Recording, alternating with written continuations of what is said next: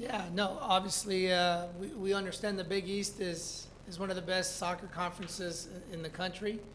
Um, every team in the Big East is a challenge, with Georgetown being a pretty steep challenge.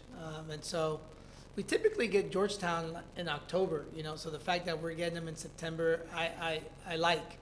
And we're really excited to be able to get them at Morrison Stadium during Creighton days. So it should be a good crowd, and it should be a good match for all to enjoy.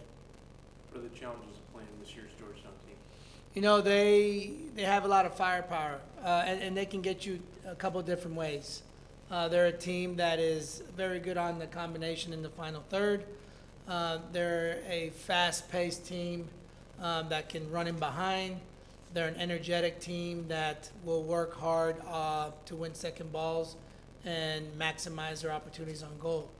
And so these are all challenges that we're going to face on Friday night, and we hope to keep them away from our 18-yard box. You didn't play them last year, right? Right. Is that different scheming for them, scouting for them, or how do you change your approach when you haven't played a team since, in nearly 2 years? Yeah. How's that affect your approach? I don't think it affects our approach. I think regardless of whether or not we're playing them every year or we're playing them every other year because of the schematics of how our Big East is now split up into two conferences, we understand that, Georgetown won a national championship a couple years ago. We understand that they are a national power in regards to men's soccer. And so I don't think that really changes our approach in how we're going to face them on Friday, regardless of whether we played them last year or not. But we are very excited to be able to play against Georgetown. Do you have any preference, like you mentioned with this year's team, you mentioned Georgetown plays at a very high pace. Does that suit your team better, or would you rather see a team that's more defensive oriented?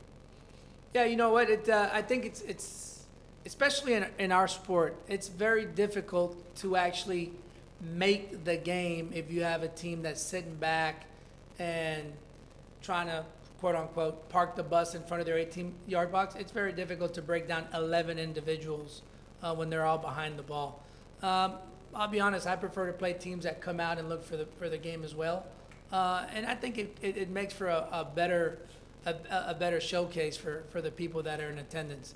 I don't foresee Georgetown coming here and getting 11 people behind the ball and just expecting us to make the game. I expect it to be quite an enjoyable game, kind of like Tulsa. Tulsa came out and they tried to play, and so I think we'll see the same in Georgetown.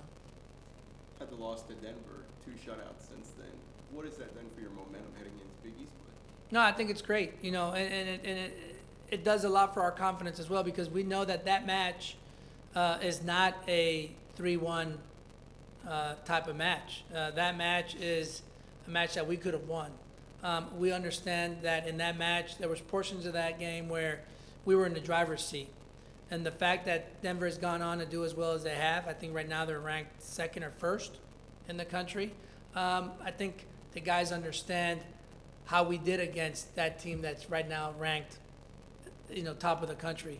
And it gives us confidence moving forward. And I think that had a lot to do with our approach to Grand Canyon and our approach to Tulsa. With Shimonishi getting Defensive Player of the Week for the Big East, what can you talk about how he has affected your team as far as on the defensive side of the ball? Yeah, Shimonishi is a very smart soccer player. At times you might have players that are very dynamic, players that are very fast, but Shimonishi is definitely a high IQ type of player, and that's on both sides of the ball. I think defensively, his positioning's pretty good.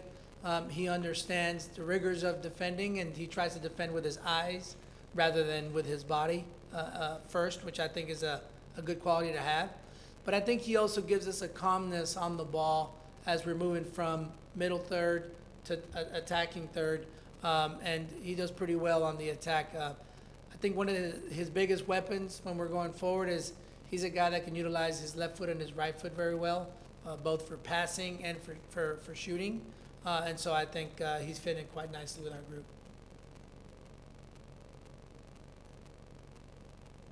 Thanks, guys. Have a blast this weekend. Thank